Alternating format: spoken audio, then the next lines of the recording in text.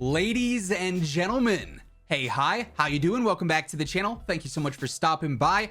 Of course, with the Season 2 update for Warzone, we saw probably the most attachment changes that we have ever seen in a single update in Warzone history. There was an incredibly long list of very specific changes for some barrels, some muzzle changes, some grip changes, some magazine changes. The list goes on and on and on. And today, I wanted to break down the core changes that are going to affect the vast majority of your setups and your loadouts. I wanted to break down what changes you need to make in your setups right now after the Season 2 update. So as we go over it all, if you enjoy the video at any point, let me know by dropping a like on it. And of course, if you're new to the channel or if you have not already subscribed, each and every single day, I got you covered with all things going on in COD, and right around 55% of viewers watching are not subbed yet. So if that's you, feel free to hit that sub button, tap that notification icon. That way you can always know whenever I post a new video. So this is like my standard STG setup pre-Season 2 update, and there's a few different categories I want to focus on here because that's where the most changes were made. We got to look at the ammunition category, the barrel category, the muzzle category, and then slightly the rear grips and the underbarrels.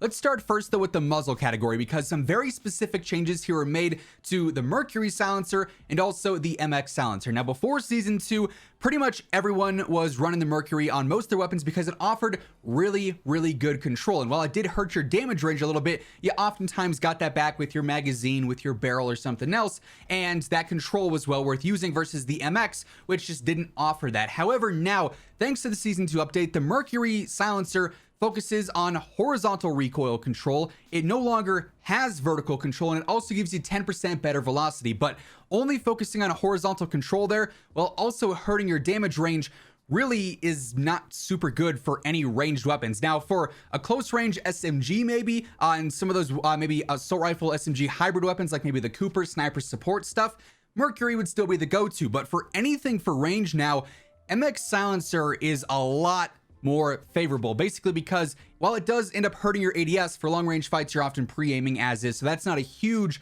con to have there. However, it's going to give you a little bit of horizontal control, not as much as before, but still some. It's also going to increase your vertical control and make horizontal and vertical control way easier, and it's also giving you that 10% better velocity and obviously keeping you off the map as well. So MX silencer, first and foremost, for range setups, is definitely the go-to, or the MX silencer equivalent. Sometimes it's named differently for certain weapons, but you want that better control overall and obviously the velocity and the sound suppression on there, whereas Mercury now pretty much is strictly meant for some close range weapons. And even in that case, if you don't want to just murder the range, you might also want to look into MX if you're if you already have a good ADS on a weapon in particular. But yeah, from here on out, MX silencer is going to be my go-to. Let's shift focus to the barrel category.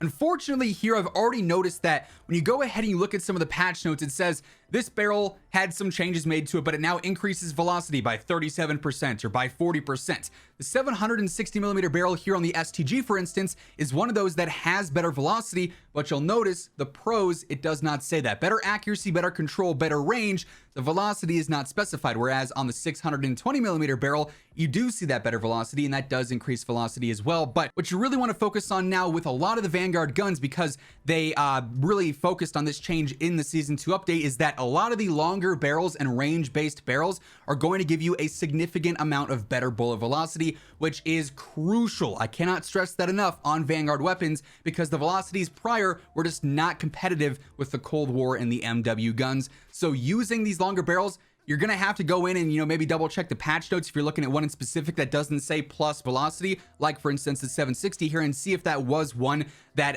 ended up getting changed and had better velocity added to it. Hopefully Raven will go in and fix some of that stuff and make it more clear in the pros here to confirm, yes, you are getting better velocity out of this barrel in particular, but this applies to any ranged weapon in the game, a sniper, a rifle, an LMG. Make sure you are using those barrels that have those better velocity counts, because that's going to be the difference between being very mediocre at range and being very competitive at range. So definitely a big thing to focus on there. Now, probably the biggest talking point I think for the Season 2 update was the changes to ammunition. And I want to again stress this and put a lot of emphasis on this. This does not just apply to long range weapons, despite us only looking at the STG for this example. This is incredibly important for close range weapons and SMGs in particular.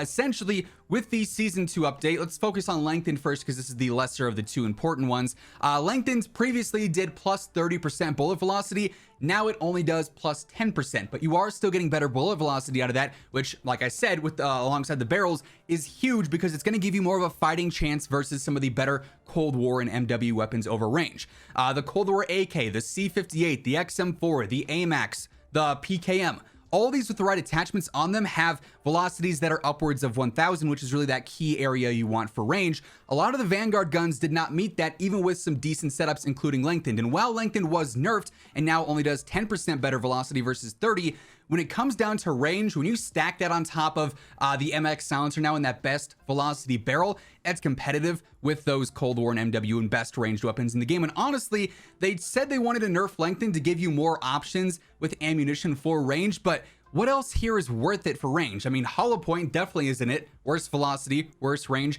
Incendiary, we're getting to in a moment, but spoiler alert, it's definitely not it. Armor piercing, completely obsolete for gunfights. Frangible, I guess, could be semi-decent, but I don't feel like those wounding effects and those slowing effects are that beneficial. FMJ, I don't really feel like it's worth it. A lot of players like to try and go for the wall bangs and the bullet penetration kills, but you're just making it a little bit more difficult for yourself. Like, you could run Combat Scout and try for that, but it's not going to be a difference maker. And Subsonic, again, hurts your velocity, and it doesn't really matter if you're using a suppressor anyways. So really, Lengthen is the only viable and truly beneficial option for long-range fights as is. Despite the nerf, there's still no reason not to run Lengthened on your ranged weapons. Now let's shift focus to close range, because Incendiary, they kind of destroyed. It now really hurts your damage. I think it's minus 10% damage. They also don't burn as much anymore. The burn damage is not nearly as effective as it was pre-Season 2. So Incendiary on any SMG, which is what we were pretty much all using it on, the MP40, the Owen gun, the Well gun, it really is not worth it. That minus velocity and minus damage cons, those are going to be very noticeable in game, and in certain fights you're going to feel like you hit more shots if you're using this, and you're not going to win the fight because the enemies had a different attachment on there and they weren't dealing that minus 10% less damage. So I would not really recommend Incendiary on your close range weapons anymore, and especially not on your long range weapons. Curiously enough, I was going to make a whole separate video talking about how Incendiary on some of the long range weapons like the Bren, the STG, the Cooper was the second most used ammo upgrade for whatever reason, because it's not good for range at all, and now it's not even good up close either. So Incendiary, I'd recommend dropping that, and really you want to focus on Hollow Point, I would say. Yes, it does also hurt your damage range and your velocity a bit, but it's going to be paying off more now than Incendiary. There's obviously going to be cons to all of this, but the Hollow Point rounds, you put them on the Owen gun, you put them on the MP40, the Well gun, whatever the case may be, and you're going to be dealing a little bit more noticeable damage to any part of the body. Obviously, chest, neck, and head are going to be those key areas you want to hit, but if you hit stray shots to the hand, to the upper arm, to the legs, the feet, you're going to notice that slightly better damage because they increase limb damage, and it won't feel like the TTK is all that much worse, even though you're not hitting those crucial parts of the body. So long story short, for any close range builds that you previously ran Incendiary on, I'd recommend probably switching over to Hollow Point. You're going to be better off with that and be more competitive with that on there instead. Then to round things out, there were some slight changes to both the hand stop and then also the Carver foregrip. These are the two main recoil control attachments for underbarrels. Both of them did get slight nerfs. They now are going to control recoil a little bit less than before, but they're really the go-to options there. Carver, I don't use as much as hand stop because hand stop is more noticeable for horizontal and vertical control. And I feel like that's a little bit more rewarding. And Carver obviously is hurting your ADS speed in some cases, which is not ideal for close range. And it's not as beneficial unless you're strictly focusing on vertical control. So hand stop for me is usually my preferred, but just a heads up, regardless of which of these you're using, you might notice it's going to be slightly, worse recoil on any given weapon if you compare it to before, but those are still worth using. And then lastly, Polymer, which as we know is the #1 go-to rear grip because it has better accuracy and control during sustained fire. It also received a slight nerf to that control. However, it was a minuscule nerf. It's still absolutely the go-to for your rear grip. So in case you saw that and you're like, well, maybe should I be using the rubber grip instead for the recoil control? Should I switch to stippled? Polymer still is going to be the most rewarding and most beneficial choice here, so keep that in mind as well. So definitely some significant things to take into consideration when you're building your loadouts here. Definitely want to switch up your muzzles depending on the situation you're in.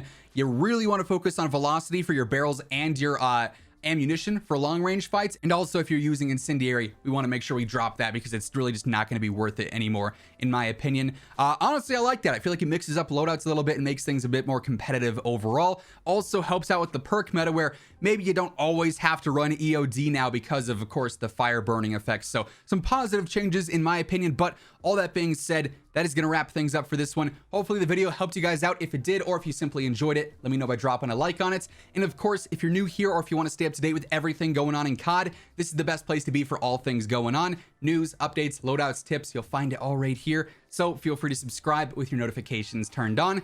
But once again, thank you so much for tuning in. And until next time, take it easy. Have an awesome rest of your day. And I'll catch you guys later. Peace out.